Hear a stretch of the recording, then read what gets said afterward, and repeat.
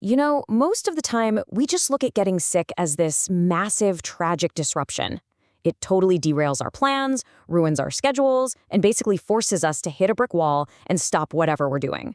We treat it as a giant inconvenience, at best. But in today's explainer, we're going to dive into a pretty profound paradigm shift.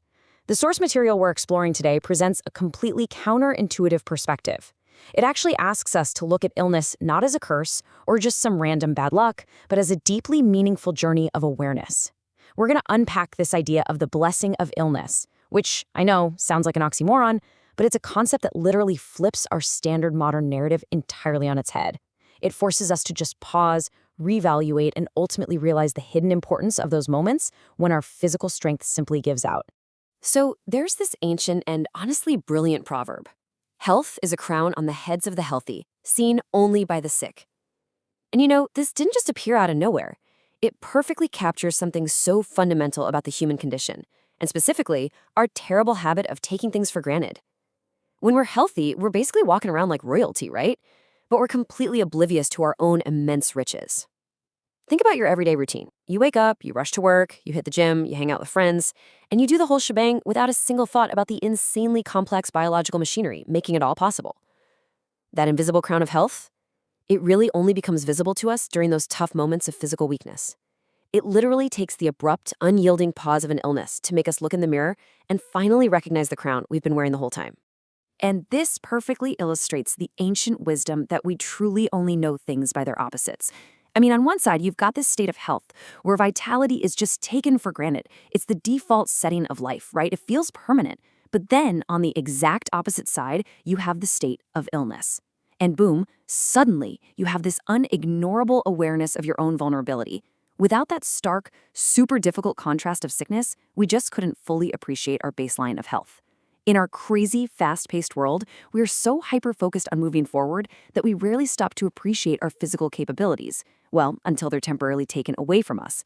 Illness basically forces a comparison that wouldn't happen otherwise. It acts like this unavoidable mirror reflecting our own fragility right back at us so we can finally, truly value our strength.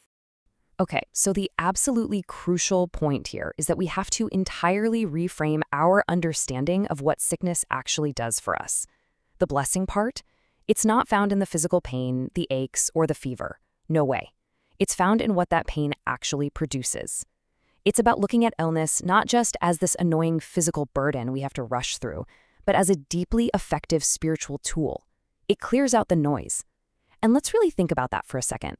We live incredibly distracted lives. Our minds are just constantly cluttered with anxieties, ambitions, and, let's be honest, pretty superficial worries.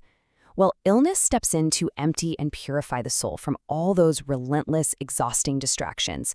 In a very real, tangible way, being sick strips away all those superficial layers and false priorities we've built up.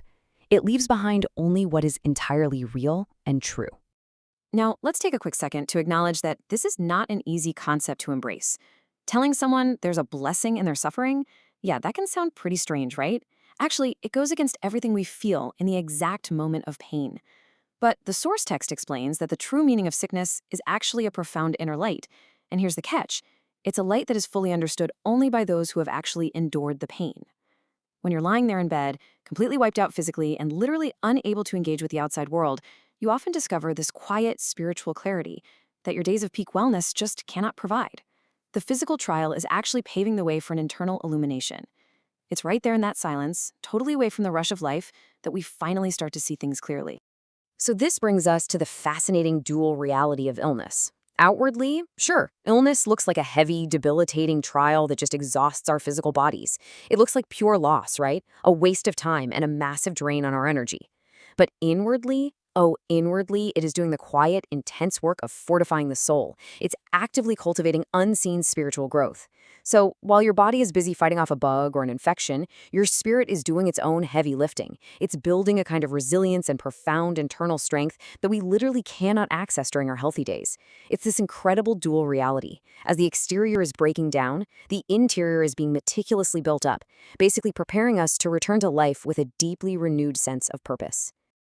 Think back to the last time you were totally bedridden. It's like a step-by-step process. First, the physical body weakens, forcing you to just stop. Second, because all those endless physical distractions and daily obligations are suddenly gone, the inner soul begins to strengthen.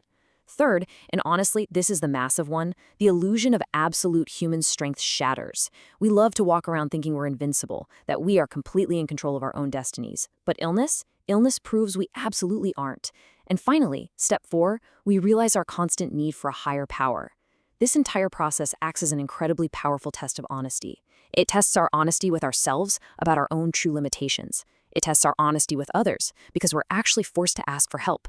And crucially, it tests our honesty with God, completely ripping away any mask of self-sufficiency or arrogance we might have been wearing. And this totally exposed vulnerability leads us directly to an ultimate truth. No matter how much health or strength a person attains, they are in need of their Lord in every single moment. That is such a profound realization. It reminds us that regardless of our perceived physical invincibility, no matter how many marathons we run, how clean we eat, or how much wealth we rack up, we are perpetually dependent on the divine. We are fundamentally in a state of absolute poverty towards God. Every single breath, every heartbeat is a gift. It's not a guarantee. Illness is that profound, undeniable reminder of that dependence.